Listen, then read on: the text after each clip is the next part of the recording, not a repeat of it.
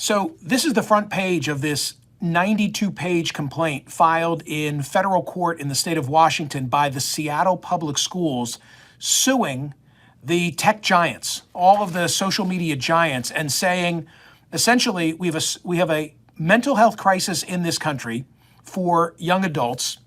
We here in Seattle are educating 50,000 public school students, and the burden is now falling to us to try and address all of the needs that they have because of the rise in depression, anxiety, suicidal ideation, et cetera, brought on by their use of social media. And you, the tech giants, you at Meta, you at Facebook, same entity I know, Instagram, Snap, TikTok, YouTube, you have done this by design. In other words, it's not that you set out to bring mental health issues to the fore, but rather you have so created a system that is irresistible, almost like a tobacco analogy. Like think Joe Camel and the addictive qualities of nicotine, same kind of argument now being made by this big public school system and blaming big tech and saying, you got to clean up the mess that you've created. Interestingly, when you get to the very end of the complaint, after they lay out their factual assertions and cite a lot of research and a lot of data, it's cast as a public nuisance law violation.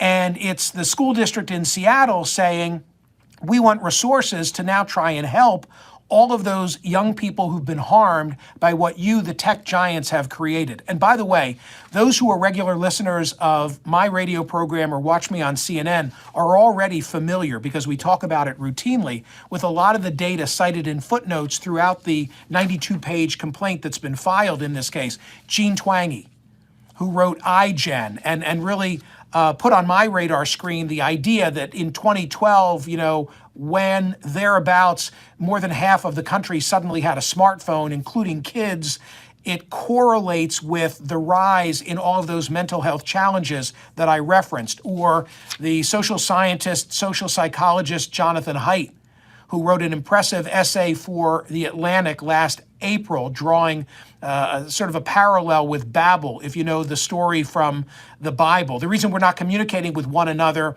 and the reason we're all, quote unquote, babbling on these days is because of the divide in this country that flows from social media. Or Frances Haugen, the Facebook whistleblower who uncovered the fact and exposed the fact that the algorithms were manipulated because anger sells and they know it and they want us angry so that we keep coming back for more.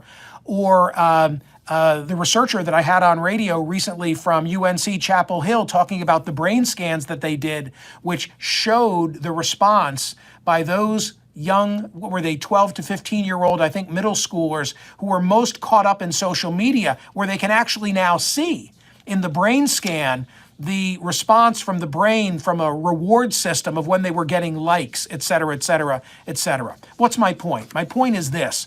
Read this complaint. It's posted at my website at Smerconish.com. It's really insightful. It's packed with a lot of information that's alarming. Our young people in this country are being done harm by the way in which they're reliant on social media.